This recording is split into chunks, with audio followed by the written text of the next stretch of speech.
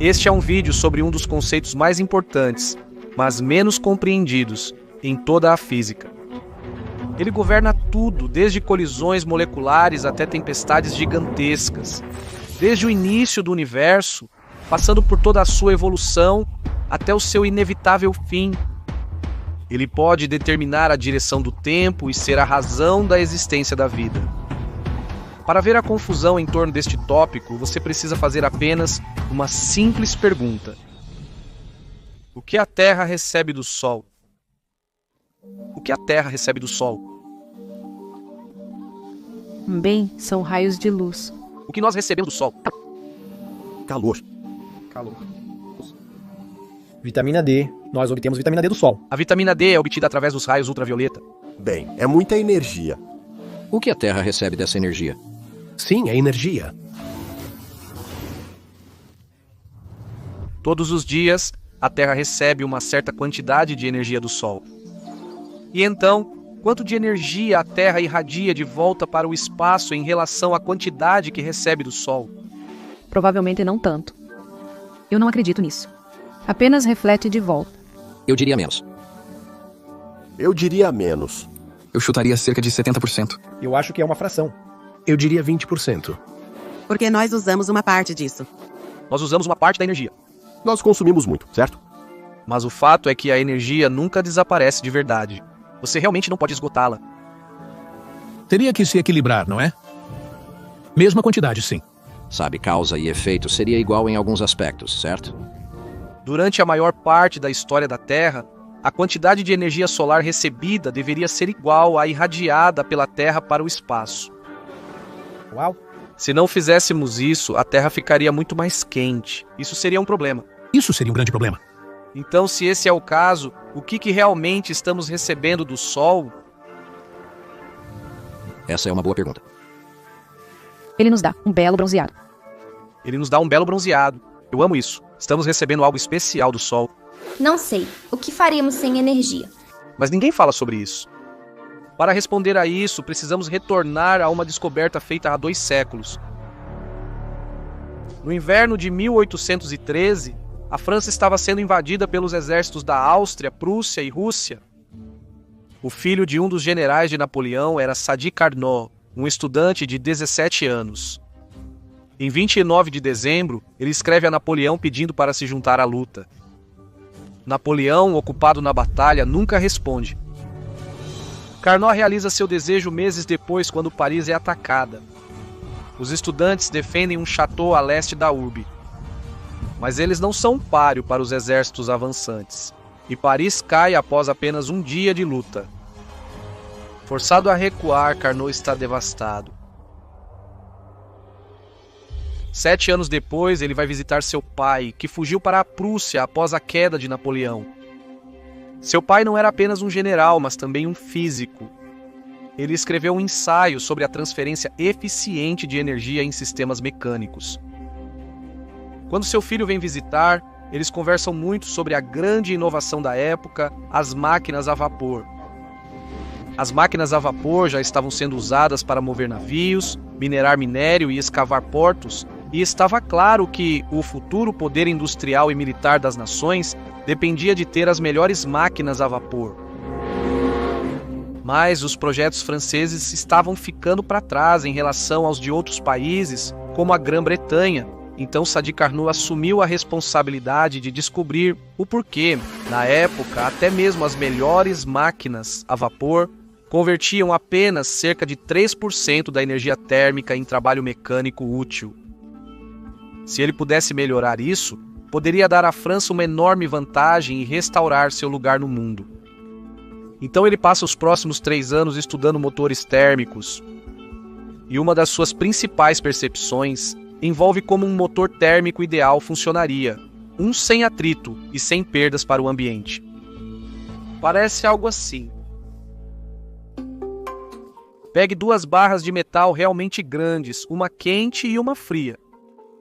O motor consiste em uma câmara cheia de ar, onde o calor só pode entrar ou sair pela parte inferior.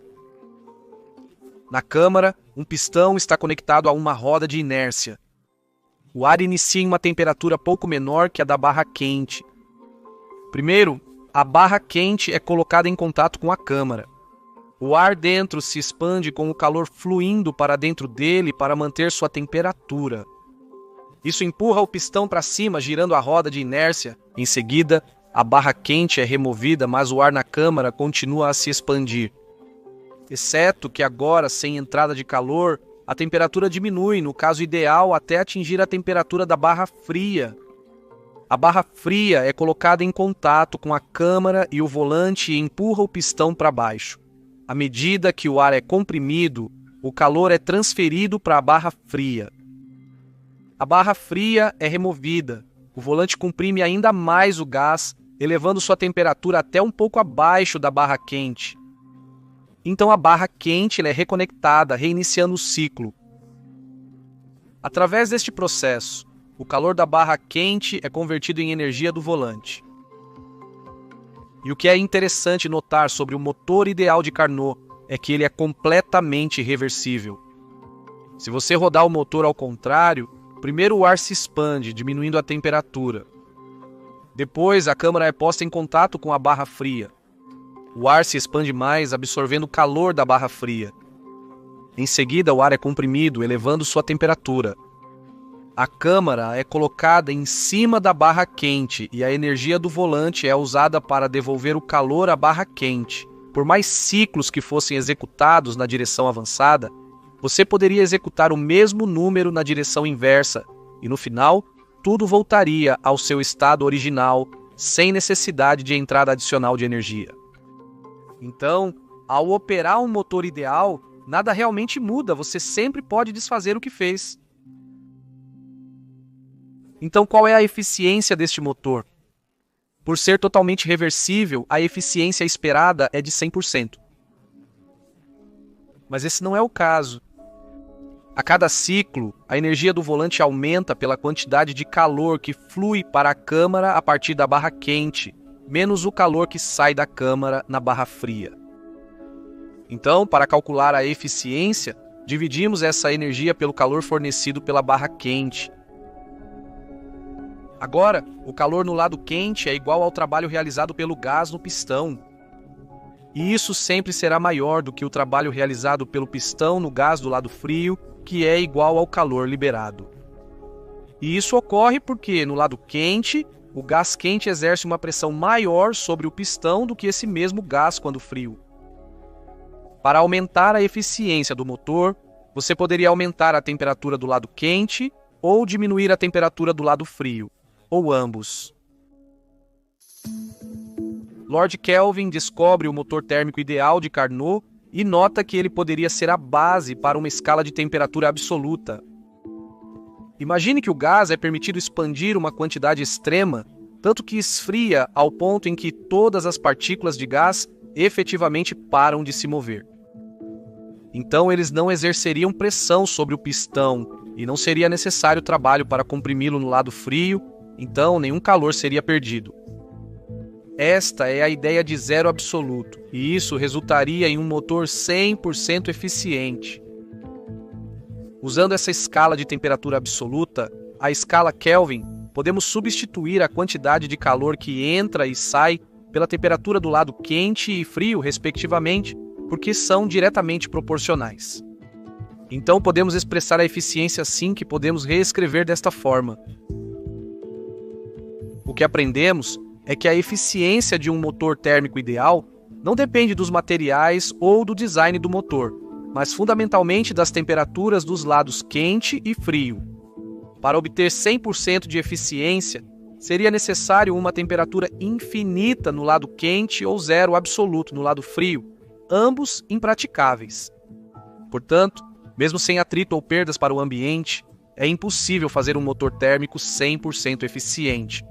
Isso porque, para retornar o pistão à posição original, é preciso descarregar calor na barra fria, então nem toda a energia permanece na roda de inércia. Na época de Carnot, os motores a vapor de alta pressão atingiam temperaturas de até 160 graus Celsius, com eficiência máxima teórica de 32%, mas a eficiência real era mais próxima de 3%.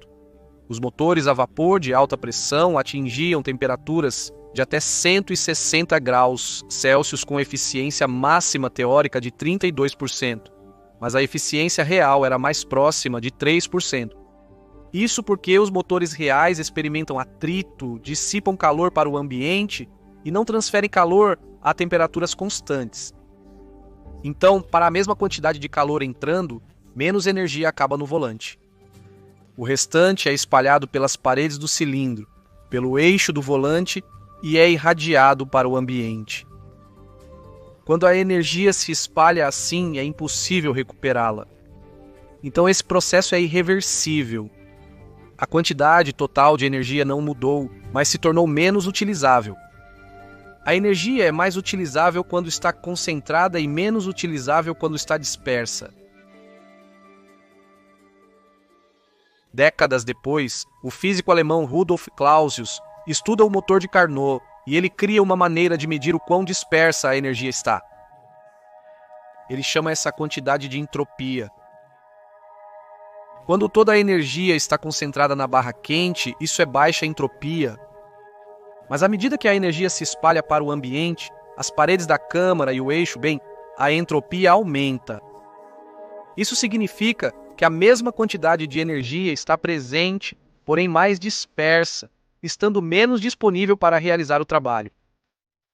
Em 1865, Clausius resume as duas primeiras leis da termodinâmica desta forma. Primeiro, a energia do universo é constante. E segundo, a entropia do universo tende a um máximo. Em outras palavras, a energia se espalha ao longo do tempo. A segunda lei é fundamental para muitos fenômenos do mundo. Por isso, o quente esfria e o frio aquece. Por que o gás se expande para preencher um recipiente? Não é possível ter uma máquina de movimento perpétuo, pois a energia utilizável em um sistema fechado está sempre diminuindo. A maneira mais comum de descrever entropia é como desordem, o que faz sentido porque está associada a coisas se tornando mais misturadas, aleatórias e menos ordenadas. Mas penso que a melhor forma de entender entropia é como a tendência da energia de se espalhar. Por que a energia tende a se dissipar com o passar do tempo? A maioria das leis da física funcionam igualmente para frente ou para trás no tempo. Então, como surge essa clara dependência do tempo? Consideremos duas pequenas barras de metal, uma quente e uma fria. Para este modelo simples, consideraremos apenas 8 átomos por barra. Cada átomo vibra de acordo com o número de pacotes de energia que possui. Quanto mais pacotes, mais ele vibra.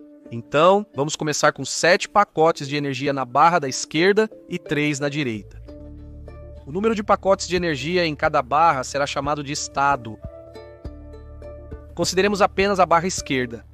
Ela tem 7 pacotes de energia que estão livres para se moverem pela rede. Os pacotes de energia pulam aleatoriamente entre átomos, resultando em diversas configurações energéticas, mas o total permanece o mesmo o tempo todo. Agora vamos retomar a barra fria com apenas 3 pacotes e tocá-los em conjunto. Os pacotes de energia agora podem pular entre as duas barras, criando diferentes configurações. Cada configuração única é igualmente provável. O que acontece se tirarmos uma foto em um instante no tempo e vermos onde estão todos os pacotes de energia? Então pare. Olhe para isso. Agora, existem 9 pacotes de energia na barra da esquerda e apenas um na barra da direita. Então, o calor fluiu do frio para o quente. Isso não deveria ser impossível porque diminui a entropia? Bem, é aqui que Ludwig Boltzmann teve uma percepção importante. O calor fluindo do frio para o quente não é impossível. É apenas improvável. Existem 91.520 configurações com 9 pacotes de energia na barra esquerda, mas 627.264 com 5 pacotes de energia em cada barra. Ou seja, a energia é mais de 6 vezes mais provável de ser distribuída igualmente entre as barras. Mas se você somar todas as possibilidades, descobrirá que ainda há uma chance de 10.000% de que a barra esquerda acabe com mais pacotes de energia do que começou. Então, por que não observamos isso acontecendo ao nosso redor? Observe o que ocorre quando elevamos o número de átomos para 80 por barra e a energia dos pacotes para 100, com 70 na barra esquerda e 30 na direita. Agora, há apenas 0,05% de chance de que o sólido à esquerda acabe mais quente do que começou. Essa tendência persiste conforme o sistema é escalado. Em sólidos do dia a dia, existem cerca de 100 trilhões de átomos e ainda mais pacotes de energia.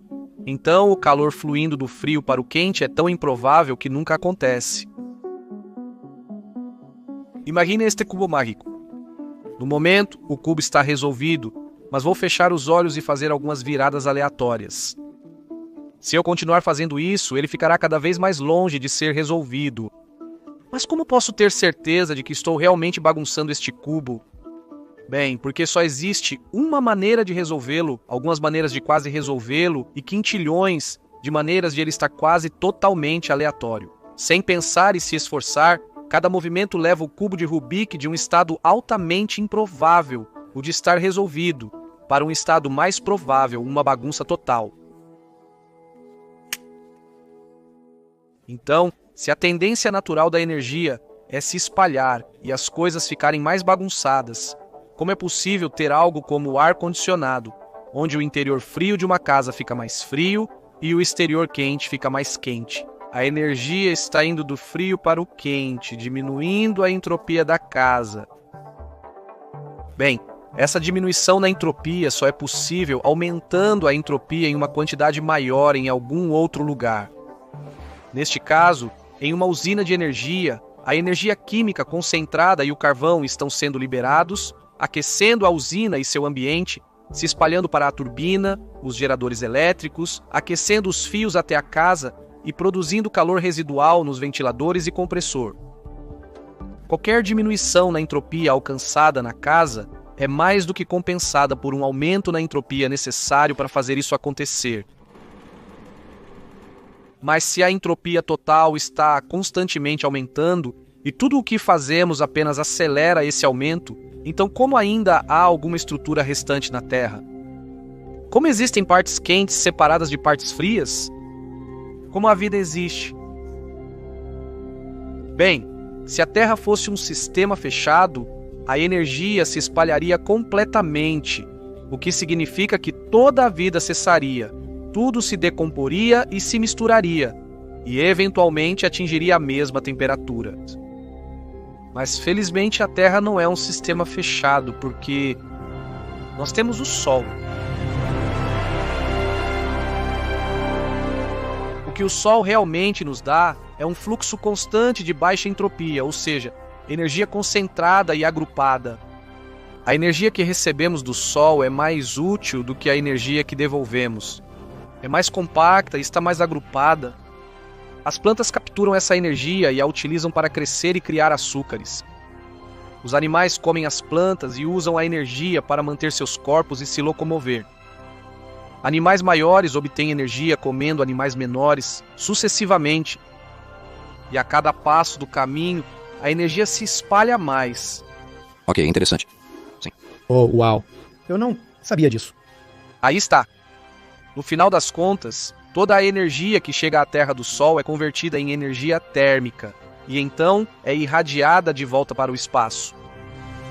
Mas na verdade é a mesma quantidade. Eu sei que isso é um... Você sabe que isso é... Eu sou um físico com doutorado.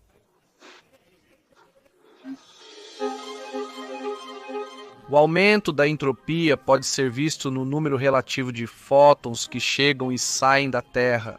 Para cada fóton recebido do Sol, 20 fótons são emitidos e tudo o que acontece na Terra, plantas crescendo, árvores caindo, manadas em disparada, furacões e tornados, pessoas comendo, dormindo e respirando, tudo isso acontece no processo de conversão de menos fótons de alta energia em 20 vezes mais fótons de baixa energia. Sem uma fonte de energia concentrada e uma maneira de descartar a energia dispersa, a vida na Terra não seria possível. Até foi sugerido que a própria vida pode ser uma consequência da segunda lei da termodinâmica. Se o universo tende à entropia máxima, então a vida oferece uma maneira de acelerar essa tendência natural, porque a vida é espetacularmente boa em converter baixa entropia em alta entropia. Por exemplo, a camada superficial da água do mar produz entre 30% a 680% mais entropia quando cianobactérias e outras matérias orgânicas estão presentes do que quando não estão. Jeremy England vai além nessa questão. Ele propôs que se houver um fluxo constante de energia aglomerada, isso poderia favorecer estruturas que dissipam essa energia. E com o tempo, isso resulta em dissipadores de energia cada vez melhores, resultando eventualmente em vida. Ou seja, partindo de um aglomerado aleatório de átomos, não deveria surpreender que, ao iluminá-lo por tempo suficiente, obtenha-se uma planta. Então, a vida na Terra sobrevive com a baixa entropia do Sol. Mas então, de onde o Sol obteve sua baixa entropia? A resposta é o universo.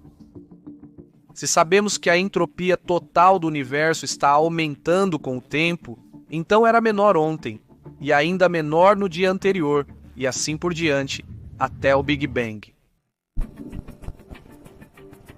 Logo após o Big Bang, a entropia estava em seu nível mais baixo.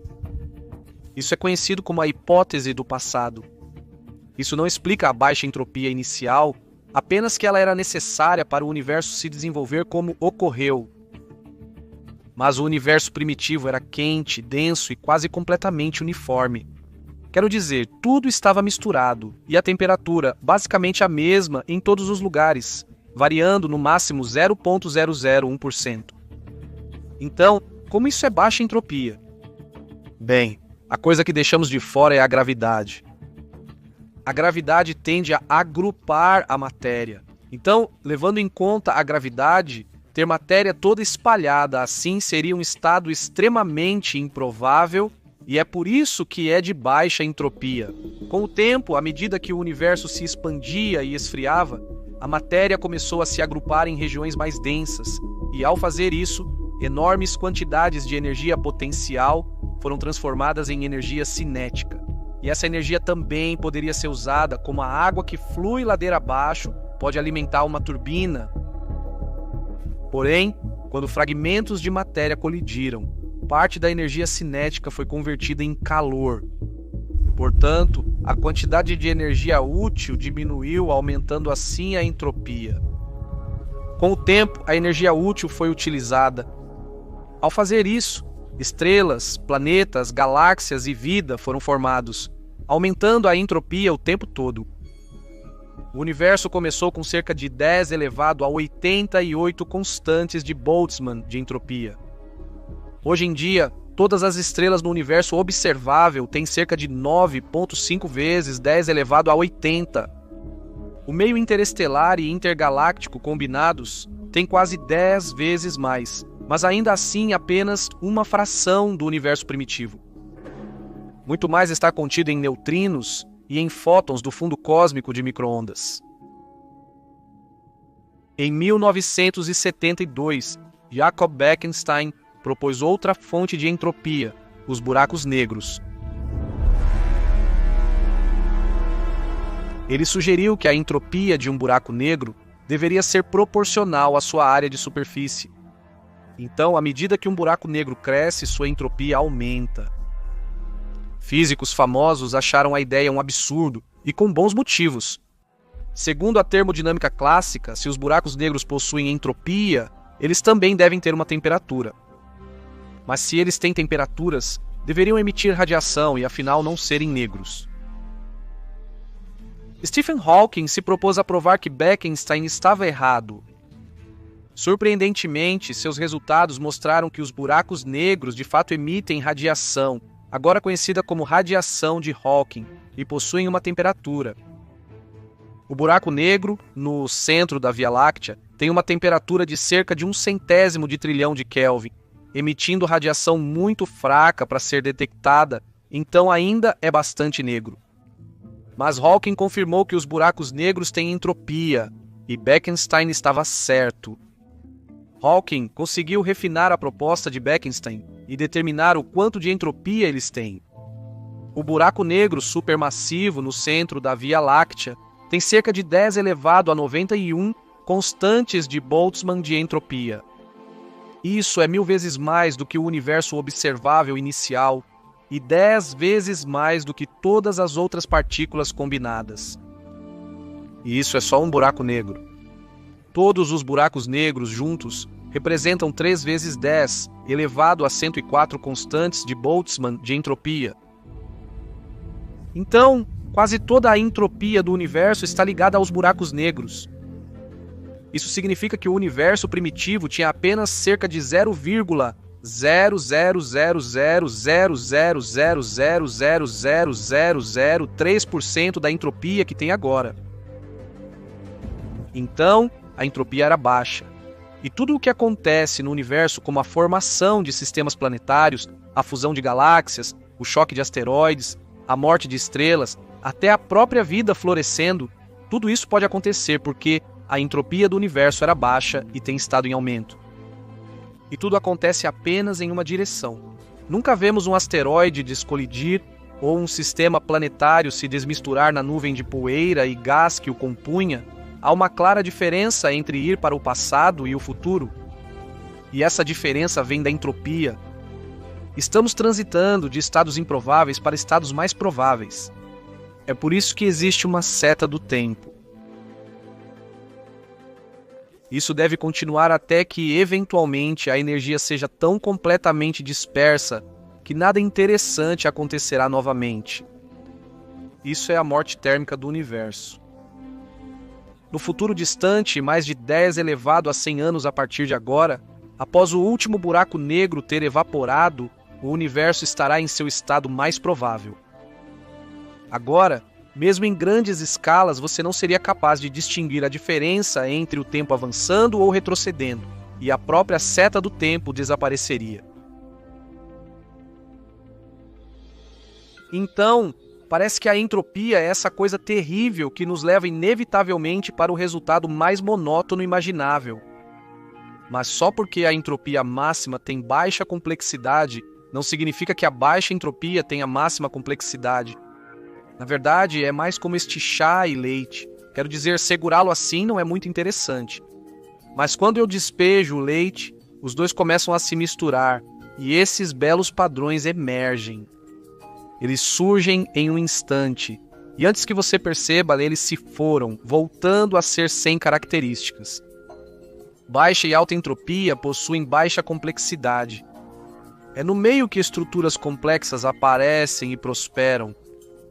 E já que é onde nos encontramos, vamos aproveitar a baixa entropia que temos enquanto podemos.